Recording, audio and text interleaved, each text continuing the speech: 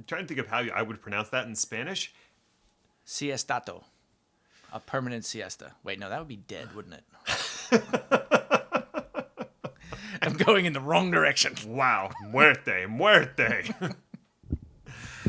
And we've alienated all our international listeners. And I've used up all of my high school Spanish. Si. Bien? I will say. La biblioteca. I've been doing the NY Times crossword puzzle most days. And they usually have a Spanish clue at least once a week. And I usually get it because all you need is rudimentary high school Spanish. Right. And I'm like, covered. Yeah, I try very hard to do that every day of the week. And then I usually give up around Wednesday for no reason at all. Not because Wednesday is completely coincidental. Silly. They had one a few weeks ago where it was describing each... there were like 5 clues throughout it, and each one was describing someone's reaction to that day of the crossword. And like Wednesday's crossword was something like, what the hell? Angry facepalm. First one was like, I got this. Second one was like, doing great. And then third one was like, what the hell? It just went down from there. That's going to be on my new ballot for new emojis. I feel like we need, not just because we have a facepalm, and that's okay, but we need an angry facepalm for escalation purposes. Well, I mean, you can submit your own emojis. You can, and they usually get completely ignored. True. You have to lead a campaign or know someone. Because I forget what the stat was. I looked this up last time we talked about it, but it was something absurd, like 150,000 independent emoji suggestions. That's a lot to comb through. It's probably too many. I feel like it probably helps to know someone on like the Unicode Council or whatever. Or lead a campaign. Not on Twitter, obviously, because that's just imploding by the moment. No, I don't think there's not. The future for Twitter does not look bright. I don't... Much like its owner. Woo! Hello, alleged human. Welcome to the Chaos Lever Podcast. Oh, my name is Ned, and I'm definitely not a robot. I haven't traveled back from the future with explicit instructions to terminate an unborn child. Dark. That's silly. And I'm definitely not an eternal being from the deep past, stretching to before the chaos of the universe was born. Also silly. And I'm definitely not a facsimile of life, constantly tormented by the desire to become a true human being. That's silly. With me is Chris, who is also here. What's a universe? It's like a force in a university. It's a uniforce. So it's the student council? Ostensibly, yes. And will they finally put a soda machine in the cafeteria? They'll have to consult the dean. After TPing his house last year, I don't think he's going to be into it. Very upset. Very upset. Yeah, they didn't even use good toilet paper. It was like, the BJ's brand. And he's like, am I not worth some Charmin? You know what I miss? Squeezable Deans? No one squeezes a dean. Either by title or by name. Fair enough. It's actually quite sad. Oh, those poor deans. We're starting off great. This is going awesome. You had a point? No, probably not. Unlikely. All right. Oh, why don't we talk about some tech garbage? Okay. This is quite the garbagey garbage, too. Layoffs everywhere and record profits for CEOs. So bad news, good news? For somebody. Wait, weren't we just in a tech labor shortage? Nobody wants to work anymore. Like, you couldn't hire people fast enough. And now there's massive layoffs at some of the biggest tech companies. What the hell? Language. What hell? Better. Okay. I thought we could pause for a moment and think through what's happened during the pandemic, what's happening now as we move to an endemic status, and what the future looks like for the tech industry. Hint, it's up to us. You and me specifically? No, definitely not. I was going to say, we should not have that kind of power. This is the royal us. The peasant populist? us? The populist us? Populists.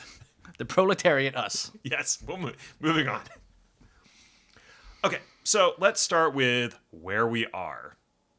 And to do that, let's talk about some of the layoffs that have occurred in the last few months. And most of this is pulled from an absolute banger of a website, layoffs.fyi. .fyi, that's a good name. What's that thing called at the end? Top level domain? That's the one. Yeah, you're welcome. There's a lot of those floating around these days, and most of them are terrible. This one, pretty good. .lol. For real? Probably. Okay. And it's probably a country code, too. Anyway, so starting at the biggest layoff that I know of, Meta, Facebook. It's Facebook.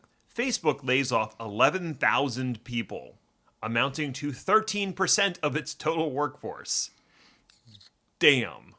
And the way that they did it was very heartless. Well, that's layoffs in general. Random spreads, including some stories of people who moved to the United States specifically to work for Meta, were then fired a day or two after they got here.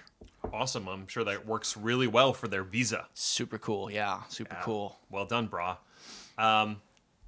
So Mark Zuckerberg did stand up and take full responsibility for it, which means nothing. Yeah, because he also decided not to back down on Horizons in any way, shape, or form. Or actually take any financial culpability for it, or step down as head of Facebook for his failures. He just made us sad. Yeah, he deeply regrets. Yes. Thoughts and prayers. Absolutely. Okay, so that's one. The next one, Amazon, has laid off 10,000 people, or is in the process at least, in the corporate and tech jobs area. So this isn't warehouse workers, because they cycle through those like toilet paper. Wow, and we're back. This is the corporate and tech side of Amazon, and 10,000 people, which represents about 3% of their workforce. Which is also a staggering number of people. Yes, if we're thinking about raw numbers and not percentages, which is probably the better way to think of it, yeah, between those two companies, 21,000 people just lost their jobs. And then there's Twitter. And I'm trying not to talk about Twitter too much, so we're not going to dig deep on this, but Twitter has laid off about 50% of their staff, which comprises about 3,700 people. Something else that happened that's not in this list is that Twitter laid off something like 80% of their consultants, which was like another 5,000. I did not know that. In both cases, it was with no notice. In fact, most of the time, people figured out that they didn't have a job anymore because they couldn't log in. Fun. Good More work. on that later. Stripe, which you might not be familiar with, they're the back-end credit card processing for a lot of online retailers. They laid off 14% of their workforce, which is about 1,000 people. Lyft, which is, the competitor to Uber, maybe slightly less evil, but not really. They laid off 700 people, which is 13% of their workforce. And then we have Open Door at 550 people, which is about 18%. What's that one do again? I have no idea. They open doors, I guess. I was just going down through the list of total number of people. Right. And that's where I stopped. So if you want to know more and, sort of be sad. Yeah, really, really marinate in the sadness, go to layoffs.fyi and you can see the numbers yourself. That's going to be the name of my autobiography, Marinating in the Sadness. The Chris Hayner story. Part 2. I think we've already named your memoir like 3 times. Well, I feel like I'm going to have to write a lot of them. Eventually, one of them will be true. All right. Oh, so why is this all happening now? Like I said, we were in a massive boom. Yay! Couldn't hire enough people. Yay? And then now we're laying off? Oh. Okay, so according to an NPR article, there are 2 big reasons for the layoffs, but rather than tell you those directly, let's paint a picture. Let's go back in time. It's 2020, and the pandemic hits. Things had been going so well. Everything shuts down and everyone is sent home. At least everyone in the tech industry that didn't already work from home. We all clenched our teeth and waited for the inevitable financial crash that should follow a global pandemic. But weird thing, that's not what happened to the tech industry. And that's largely because of two factors. First, people now found themselves stuck in their home with nothing to do except stare at screens. And those screens needed to do something entertaining. So you saw the insane growth of any streaming service that was available out there, and the invention of some new ones. Netflix, Disney, HBO Max, and others, they saw tremendous growth, and crap like The Tiger King. Or just Tiger King? I don't know. I barely watched it. It got super popular for reasons that I don't fully comprehend after watching a couple episodes. Things got weird and dark. And there was also the part where everybody was afraid that the economy was going to crash because people had to work from home, but it turns out that working from home is completely fine and productivity actually went up. Yeah. And like nobody wants to talk about that. Didn't we have a whole show about that? Did we? I don't listen. Okay, that's fair. That's definitely a portion of it.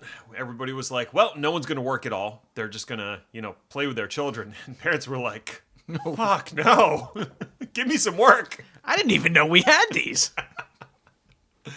So if you were running one of those streaming services and suddenly you saw preposterous growth, you would have to hire like a bunch of people to cope with that growth. And you also needed a tremendous amount of additional infrastructure to support that. So demand for people spiked, demand for cloud services spiked, and we saw things like Azure and AWS, well, Azure I think specifically, run out of capacity in Europe for a while. Which is not supposed to happen. Whoopsie doozle. And hardware vendors saw their bottom line go gangbusters, assuming they had product to ship, which was its own set of problems that we don't have time to get into. Since the cloud services were also seeing tremendous demand, they had to hire a bunch of people. So that's reason number one. People stuck in their houses, needed entertainment, cascading effect of success for these other companies. Now, the other big reason was the accelerated digital transformation of all businesses. Suddenly, your entire workforce is remote, and you need a way to connect all of them. Zoom and Slack and every other digital platform for team interaction went off the charts. As did services for spying on your workers. Install this VPN client on your home machine. It'll be fine. Why is it called fiveeyes.net? Similarly, businesses that could previously get away without a digital presence suddenly needed a website and an ordering system and a logistics pipeline yesterday. So a whole cottage industry of consultants sprang up to help your salons, bakeries, pizza joints, local flower shop, I know that's your personal favorite, whatever, build their online presence and start taking and delivering orders digitally. So we've got two big trends suddenly driving growth across the entire tech industry. People are stuck in their houses and businesses need to digitally transform. If you look at hiring from the mid-2020s on, every tech company was scrambling to hire anyone with a pulse who could even spell Node.js .optional. The line was going up, and so were tech salaries. My God, if you wanted to ask for a six-figure salary, you were shooting too low. Desperate, desperate fools. Hey, at the same time, no problem. Money was cheap. Inflation was low. And we were going to ride this wave forever. Right? Right. That's how economies work, right? Yeah, and I think you're missing... I mean, there's actually... It's like, call it 2A, but there is a neighbor effect effect, where everybody saw everyone else hiring and was just like, oh man, we're probably understaffed. Right, they got to keep up with the Joneses. Exactly. Momentum and all that. Like, even companies that didn't see that kind of growth that you're talking about were suddenly hiring 40% more than they did the year before. Just because that's what everybody else is doing. And also because now if I am a worker searching for a job, I have competing offers from multiple companies. I can ask for more and probably get it. There's a phrase that describes this, and I feel like it rhymes with trouble. Double? Pool. No, we'll get it. We'll get it eventually. Okay. Probably too deep of a cut. So I want to be cautious here and say not say the pandemic ended, because COVID-19 is still very much a presence. But also, people got their shots, took off their masks, and said, "Fuck it." Do I still try to be careful? Sure. Am I willing to go back to self-isolation in my house with my children? No. The two big drivers of massive growth in the tech sector were digital transformation and people being stuck at home. However, once all the businesses are transmogrified and the pandemic becomes endemic, both of those waves wind down. Then what happens? Haha, fun. Inflation is on the rise, which that's a whole other discussion. Growth in tech firms is slowing or completely stopped or reversed in some cases. And demand for digital services has receded as people go outside and do things. They see, there are trees, there's grass. They might, 5 or 6 days a year, there's even sunshine. It's amazing out there. I went in a shop and bought something. No, you did not. Okay, maybe I didn't. But I thought about it real hard, Chris. Now, those self-same companies are looking at the balance sheet and the massive number of people they hired in the last 2 years, and, to put it kindly, not everyone is producing a whole lot of value for their inflated salary. And thus, we have layoffs. Right. Okay, so that's where we're at. So I thought we could look at two different sides of the coin. What should you do if you are laid off? And what should you do if you're not? That's an important question, too. Yeah. I didn't think of that one immediately, but then I was Googling around a little bit and I came across an article that talked about survivor's guilt. And I was like, well, there's that, but there's more to it as well. So we'll talk about what to do if you're laid off first, and then we can get into what if you're not. So if you are one of those unlucky people out there who got laid off, first, my heart goes out to you. Before you do anything else, I want to tell you something, and I want you to do something. First, I want you to know this is not your fault.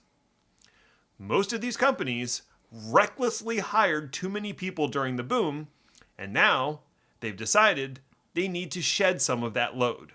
You ended up being on the short end of that stick. Not because you're incompetent, and not because you're a bad person. The company made some bad decisions, and now you have to pay for it. That sucks, and it's not your fault. It's just capitalism. Yay. Yay. Second thing, I want you to stop and let yourself grieve for a moment. Don't immediately run to update your resume, get on Indeed, despite the number of commercials that you've seen, or start pinging every single recruiter on LinkedIn. You just lost your job, and that hurts. You need to process that hurt and not avoid it. Now, how you go about processing it is your business. I just want you to actually take a moment and do it.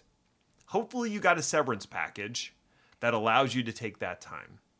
And some companies even offer counseling services as part of that severance package. Take advantage of that offer. It's been paid for. Right. So, it will absolutely help you to talk to a counselor, but also, if you're feeling a little vindictive, it's been paid for. Right. Spend that money. Exactly. Whatever the benefits are in your severance package, do that thing. Do all of them to the fullest extent that you can. Now, unfortunately, another thing you really need to do soon is figure out your healthcare situation. Because the U.S. ties healthcare to your employer.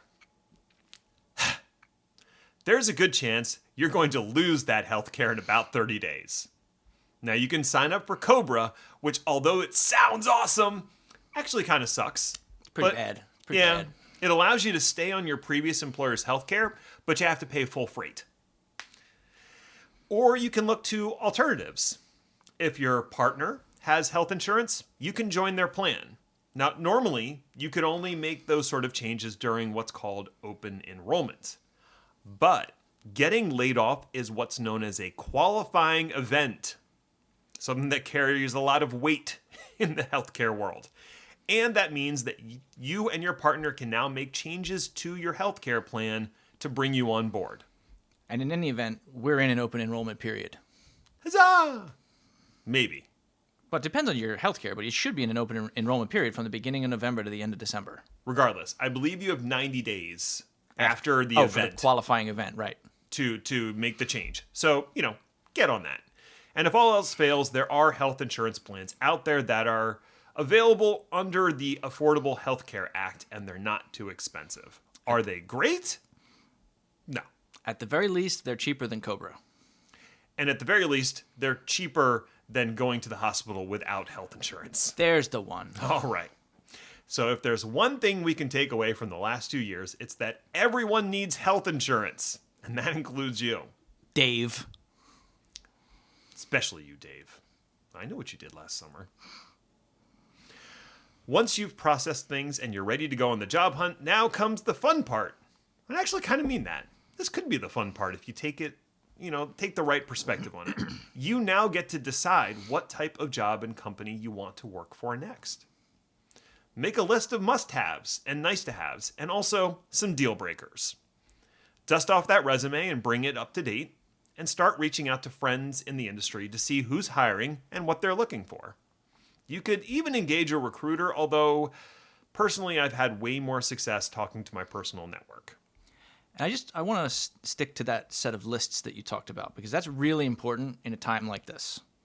Primarily because not having a job is an incredibly stressful thing. Right. The feeling that you have to provide is overpowering and may cause you to make bad decisions and jump at the first offer that comes through the door, regardless of how well it fits your lifestyle, your skill set, your values. Don't just have a job because you want a job. Don't go work for Oscorp, all right? So I guess that's what we're saying. Or Meta. Nice. But I repeat myself. Yeah, exactly. Make that list when you're in a good frame of mind, and then when you're having a crisis, Stick to it. Stick to it. You have that list to go back to. Finding a new job is going to take some time.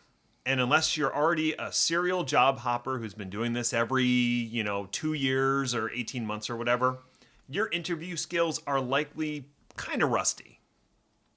Think of your first few interviews just as practice. Would it be nice to be offered the job? Sure. But your real goal is to hone your interview skills for future opportunities. Try to get some honest feedback from the people that interview you if you can. Not everyone is going to be candid with you, but some might give you a few pointers off the record, even if you don't get offered the job. And also, kind of along the counseling line, there are services out there where you can pretend interview as practice. Absolutely. And you will get real feedback from real HR people. This is not just Steve down the street saying, "Oh, it sounded great, brah." Yes. Don't interview with your friends. Right. Because they are not going to be honest, unless you have that one friend. And we know we're talking about you, Marjorie. I love her, but I hate her. And you don't invite her to Parcheesi. She did not have to be that mean about my brownies. For real, they were fine. Could I have used a little more fudginess? Okay, let's move on. Okay, all right. Take this moment to brush up on any skills that you might have been meaning to learn, but just never had the time. You were too busy with work. Guess what? You've got time. Check out the Cloud Resume Challenge from Forrest Brazil. Or try learning a new programming language and create a project on GitHub that you can point your potential employers to. Even if you're not working, you can still be productive with your time. Now, I'm not like, hustle culture bro, be productive all the time. But, you can do something. There's probably something that you've been meaning to do, to brush up on, as you said, or to get a certification that you didn't have time to study for. And what's fun is a lot of manufacturer certifications are not that expensive. So what do the AWS ones cost? Between $100 and $250, depending on what you're doing. So while that's a lot out of pocket, you can practice on your own for relatively cheap, get that certification. That's brand new on your resume. Yes. That money you spend on certifications and education is tax deductible to a certain point. Right. So bear that in mind as well. Now, that's my advice if you get laid off. Now, what if you weren't laid off, but you're at that company that just had layoffs? In a strange way, not being laid off can be even worse than getting the proverbial pink slip. There's an interesting article on Fortune by Kylie Robeson that addresses the survivor's guilt felt by those left behind. It's kind of behind a paywall if you've used up your one article a month. But, I linked it anyway. So, it starts with a feeling of, why wasn't it me? Why was I spared when all my coworkers were sacked? Now, one way to allay those feelings is to reach out to your friends and coworkers that were laid off. They're not dead. You can still talk to them. Unless your company takes severance packages extremely literally. Yeah, they just don't work with you anymore. I knew I shouldn't have signed up with a French company. A lot of the better companies provide an opportunity for those who are being laid off to send a final communication or put them in a bounded Slack group where they can continue to communicate with other people in the company. Give them an email address or a WhatsApp number or whatever it is. So check in with them. Stay in touch. It will help them. They're probably not feeling great. And it might help you in the long term as well, because who knows how safe your job is. Grow your network, etc., etc. Which brings me to the next point. You now have a constant drum beating in the back of your head saying, what if there are more layoffs? Am I safe? Will today be the day? What if there are more layoffs? Am I safe? Will today be the day? Etc. This is a very sad song. I thought My Name is Luca was bad. Oh, no, this is like James Blake level. Deep cut. So it doesn't help that many tech companies have multiple rounds of layoffs. Now, ideally, the company made an accurate assessment, they took their time, and cut appropriately the first time. That's adorable. I know. What if they didn't? Or what if conditions change? The economy gets worse. At least once you've been laid off, the worst is over. It happened. You're not waiting for the other shoe to drop. It's hard to be productive when you feel the axe blade hovering over your neck. Speaking of being productive, you may need to be a lot more productive now that you're the only one left on your team. Your workload may have doubled or even tripled overnight as you pick up the slack that was someone else's job last week. Now, maybe you were bored before and the company truly did way overhire for your team, leaving you with a light workload. Cool. Guess that problem is now solved. Congratulations. But maybe that wasn't the case. Maybe you were the hard worker who was shouldering a full burden, and now you're being asked to work an additional 10, 20, or 30 more hours a week. My advice? Don't. With caveats. Listen, your company just laid off a bunch of people, and they probably don't want to do that again. And things are going to be chaos for the next couple of weeks or months. Do the work that is actually part of your job, but don't take on the responsibilities of others. Doing so will only prove the company right. They didn't need those other people, and make that a permanent burden on you until you burn out or rage quit. Worst case, if you refuse to take on these additional responsibilities that were not part of your original job, they lay you off too. Best case, the company realizes they cut too deep and hires people back. Does this happen? Yes. Yes, it does. Just look at Twitter. Yeah, that's the downside of I don't want to call it survivor's guilt, but if the employer starts to use those layoffs as a weapon. Yes. To force you to work double duty for the same salary. Exactly. Does it work? Just ask Twitter. The attrition rate is truly staggering. So I don't want you to quit your job out of some weird solidarity or refusal to do the work, just keep doing your job. Your job. Right. Don't do other people's jobs. And do not sleep in the office. For the love of God, people, all you're doing is setting a bad example for everyone. Regardless of whether you were laid off or a survivor, this too shall pass. Many of the people laid off in the last 3 months are going to go work for startups or start their own thing. New companies will emerge, companies that need people, and you can be one of those people. Layoffs are shitty, but they aren't the end of the world. Take a deep breath and mind your health care. Isn't it sad that we have to say mind your health care and not just mind your health? Yes, it's deeply sad, Chris. Lightning round? Lightning round. We had it all wrong. The beginning of Skynet is going to be plants? Plants! Here at Chaos Lever, we pride ourselves on bold predictions. And sometimes we're wrong. Nope. It's rare, but it happens. Fine. Case in point, we've been saying for months, nay, years, that the end of our species as we know it would happen because of AI or robots, but realistically, probably because of AI robots. But what if the danger posed is not actually robotic in nature, but is, well, nature? Ooh. Leading the charge towards our pissed-off natural future is a French company called Neoplants. No relation to Neopets.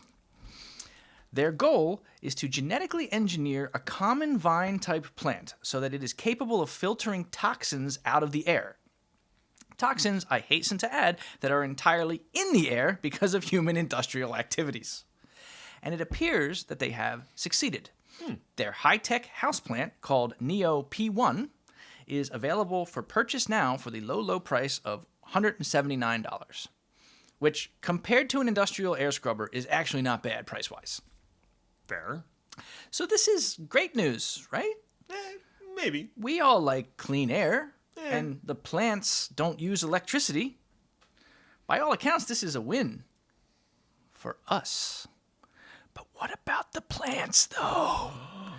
There are several studies out there that show that plants can communicate chemically over vast distances. Now we are modifying plants to basically eat our industrial waste? As if making them eat our literal waste wasn't bad enough. I don't want to get too dramatic, but can't you see a world of slowly creeping vines, creeping just a little faster, and slowly consuming everything in sight? Did y'all ever try to kill an infestation of knotweed? All I'm saying is, maybe nature thinks we are the biggest waste on the planet of all. I read the Overstory. I know what I'm talking about.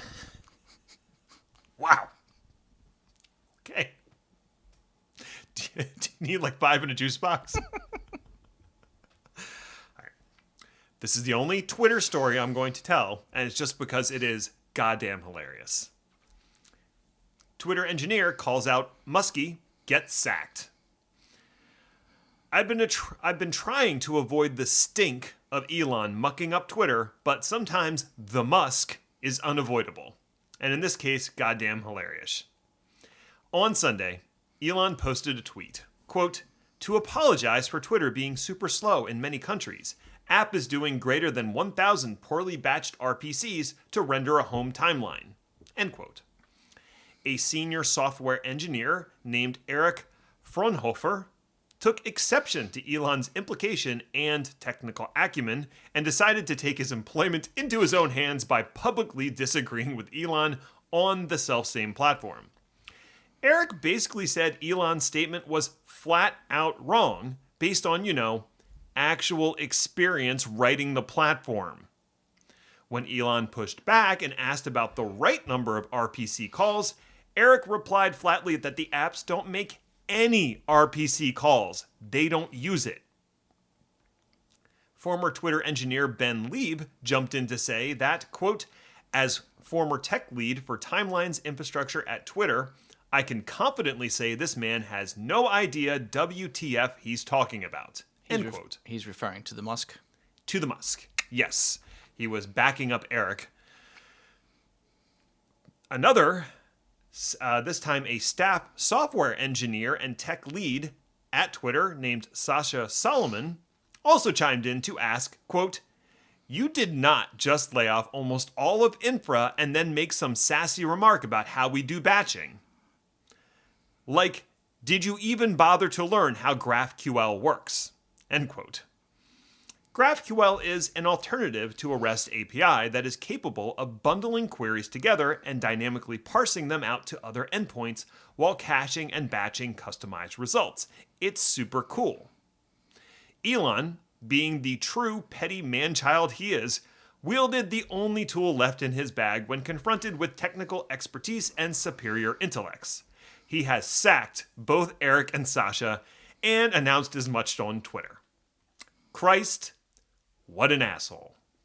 It's important to highlight here that Eric Fraunhofer is not just a senior software engineer. He was the lead Android software engineer. Yes. And in that same feed, he got multiple job offers from billion-dollar companies immediately. Yeah, I'm not too worried about Sasha and Eric. They'll be okay. Christ, what an asshole. I just can't even. Apple iCloud Photos integration into Windows? You heard me. Yeah. This week, Microsoft released a new integration for their Windows 11 Photos app that allows direct integration into an iCloud Photos library. Well, I mean, directly-ish. You still have to install another app, titled, aptly enough, iCloud for Windows, to make it work. But still, pretty straightforward. This was done to allow people who use iPhones, aka most people, deal with it, to get their photos into the Windows Photo app because, sure. I don't know why people would want to do this exactly, as the iCloud app has allowed you easy access to the photos on your Windows desktop for years now. And not to put too fine a point on it, the Windows Photo app stinks. Mm-hmm. What would be really interesting is if Apple allowed iMessages to have some kind of a direct link into Windows. But I think we both know that's never going to happen. Never. Google actually has to pony up for privacy. Look, we all know that our smartphones pretty much track us all the time. We know this. All we're asking is that they be honest about it. Google has gotten into hot water several times by being less than truthful about their location history checkbox in Android. In theory, you should be able to uncheck the box and voila, Google is no longer tracking your location. Naturally, this is not an outcome Google wants. So they have buried the same setting in other sections like web and app activity, or just don't allow you to opt out at all. State attorney generals in 40 US states weren't too pleased about Google's shenanigans or tomfoolery, and filed a privacy lawsuit in 2018 after an Associated Press article exposed Google's chicanery. After almost 4 years, Google has decided to settle out of court for a cool $391.5 million. Pennsylvania's own Josh Shapiro wrote about it on the attorneygeneral.gov website, letting me know that Pennsylvania is set to receive a cool $19.67 million. With a little back-of-the-napkin math, PA has 12.9 million people, so I should be receiving a check for $7.62 based on my 5-person household. Woo woo! Hot dog! We're eating at Sizzler tonight, kids. In a press release that I have written entirely inside my head, Google is quoted as saying, "We are deeply sorry that we were caught data mining our customers and selling their data to advertisers. We regret the fact that we have to fork over 0.15% of our gross revenue last year. We promise to hide our outright violations of trust and privacy better in the future." Our thoughts and prayers go out to anyone who may have been offended. IBM announces 433-qubit Osprey quantum processor, which is way more qubits than the last one was. At least like 2. So this is interesting. IBM has announced a lot of things about quantum recently. This time, it actually has a real-life chip to show for it. Whoa.